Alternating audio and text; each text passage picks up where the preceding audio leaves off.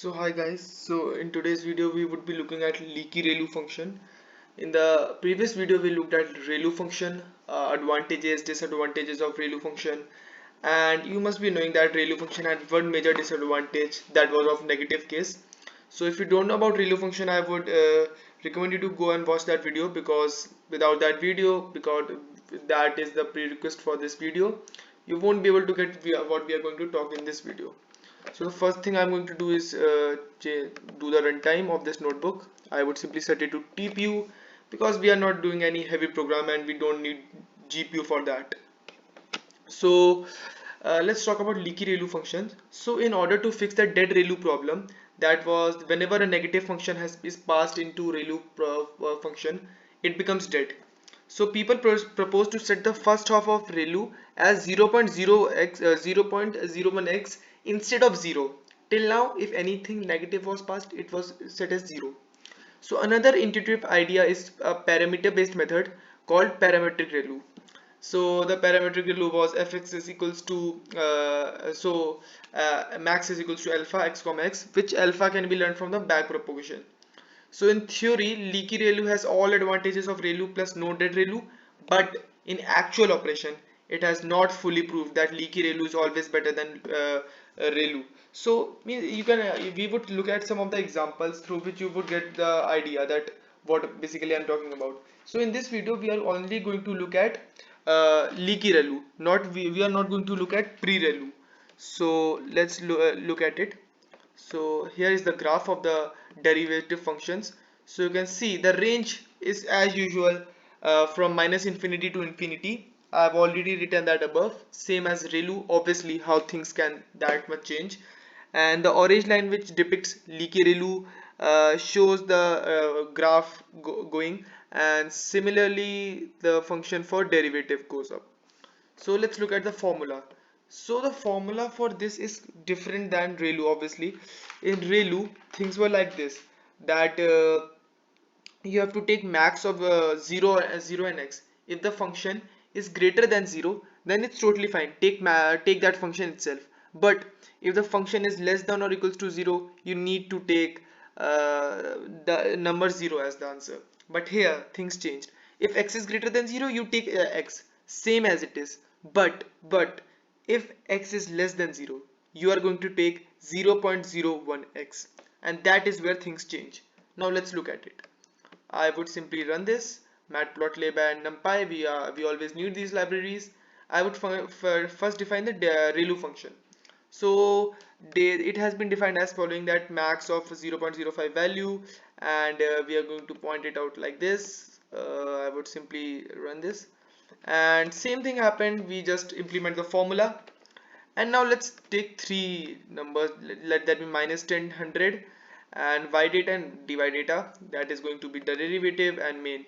So let's guess the output. That minus 10 is minus 10 into 0.01, because it is less than 0.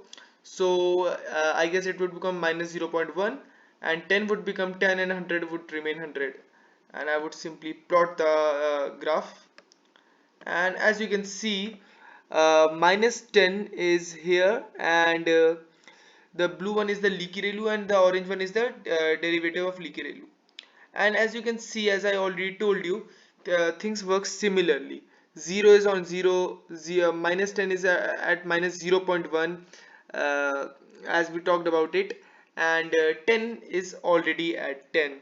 And in derivative things change a bit, but the formula implements the same thing.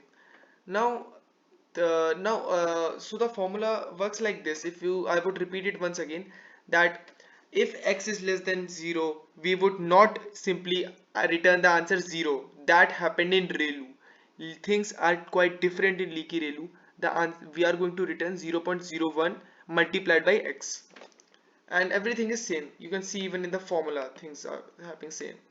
Now let's see its implementation in Keras and TensorFlow. So what we did is tf.keras.layers.leaky_relu, just like previous what we used to do. We used to call tf.keras.layers.sigmoid .tanh.relu. Similarly, we are going to call here leaky relu. Yeah, the implementation is quite different here. So it allows a small gradient when the unit is not active, and fx is equals to alpha star x if x is less than 0. Same it, yeah. And if fx is equals to x if x is greater than equals to 0. So keras allow you one thing. Here you defined that multiplied by 0.05 or anything, the formula works like 0.01x, but in keras you can define at your own that whatever you want. In default it stays at 0.3. So yeah, let's first import TensorFlow as tf, and we would define layer and the output thing and simply return the output. So we defined we didn't define anything here. So as you see the function here, the number x is multiplied by 0.01 when x is less than 0, but TensorFlow allows you to use that 0.01 instead. You can use anything instead of 0.01 also. Like here in default it is implemented as 0.3. That is the reason that -3, which is less than which is far less than 0. So it is not returning a 0.0 0.03. It is not returning us that, because 3 multiplied by 0.01 is equals to 0.03, but we it in default it is 0.03. That is the reason minus 3 into 0.3, that is minus 0.9. And suppose now let us implement 0.1. Let us implement 0.01 similarly like this function. So what the output should return, you tell me. Let's guess it. You can write that in comment section or you can guess it in your own notebooks. That -3 is going to return us around minus 0.03, -1 is going to return us around minus 0.01, and 0 is going to return us I guess 0 only, and 2 is simply going to return us 2 because it is obviously greater than 0.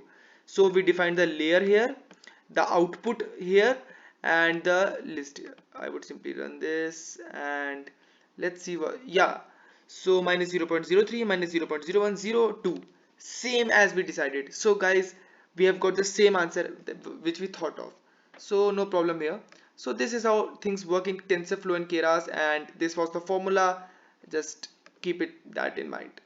Now let's look at the arguments. So float which is greater than 0, basically this argument is nothing but alpha we are talking about. I'm sorry, I just forgot to put the heading for alpha. I will make sure that I put that in the notebook that I provide to you all. So that is float is greater than 0, negative slope coefficient default to 0.3. Yeah, this is alpha. You can change it to anything you want. So the input shape, arbitrary, use the keyword argument input shape. Tuple of integers does not include the batch access when using this layer as the first layer in the model. And output is shape is same shape as the input. So now let's talk about the advantages and disadvantages. So the advantages are the part which you all must be looking for. That with the leaky ReLU, you won't face any dead problem, the dead ReLU problem or dying ReLU problem, which happens when your ReLU always have value less than 0. It simply returns to 0. What's the use? It is dead. So an advantage of leaky ReLU is also that this you can worry less about the initialization of your neural network. In the ReLU case, you can end up with a neural network that never learns if the function are not activated at the start. But same thing doesn't happen in leaky ReLU. So leaky ReLU has only one disadvantage, is that you will add computational work on every epoch. It's harder to multiply than to assign a 0. Obviously, just imagine this is a simple if else statement, and if I make a statement like something like this, let's define ReLU here, and if I am not paying attention at syntax for now, if x is greater than 0, return x, and if and else return 0. Now you tell me, this simple if else statement is takes less computational power or this complex statement, because this is a simple linear statement in which if and else has been decided, but here it is a pure multiplication function happening 0.01 into x. So this is the reason the disadvantage is it's harder to multiply than to assign a 0. Depending the job you may need a few more epochs to convergence. The slope at negative z is another parameter, but not a very critical one. You can ignore that. When you reach small learning rates, a dead neuron tend to remain dead. So yeah, this is the only disadvantages of computational power. I would say you can just compare both the functions, both the notebooks of Leaky Relu and Relu. I would provide the link to this notebook in the description section. You can go and check out and play with the notebook.